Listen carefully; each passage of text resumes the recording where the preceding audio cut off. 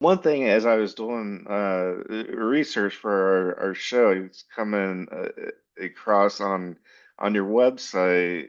It really just blew my mind, and that is the 37% of children lose their autism diagnosis. Right? And so in 2023, that's the latest research showing that 37% of kids with an autism diagnosis lost it. And they were at Boston General, so the hospital in Boston, Massachusetts, well-respected hospital.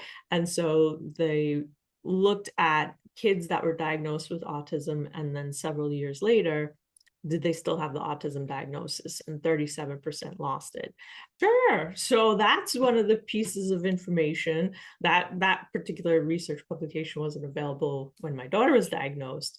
But that's the kind of information that I found that then completely changed how I looked at my daughter, how I thought about what her future could be, right? So, I had that intuition, there's got to be a better answer, right? And then I had the knowledge of, okay, let me go to PubMed and see what clinical outcomes occur for autism. And so back when my daughter was diagnosed, the research showed that about 10% of kids who were diagnosed with autism lost their autism diagnosis.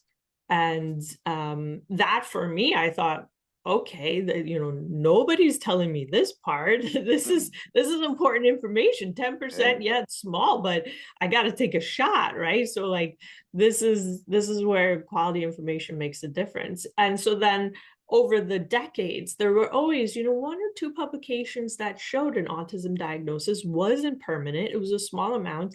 And I think a lot of people don't want to get parents' hopes up, but I don't think that's in the best interest of the child if the parents don't even know that this could be a possibility. But it's important for parents to know that this is a possibility and then to start saying, okay, who has that knowledge and how can that potentially apply for my child, right? 37%. Now you definitely got to take a shot at that, right?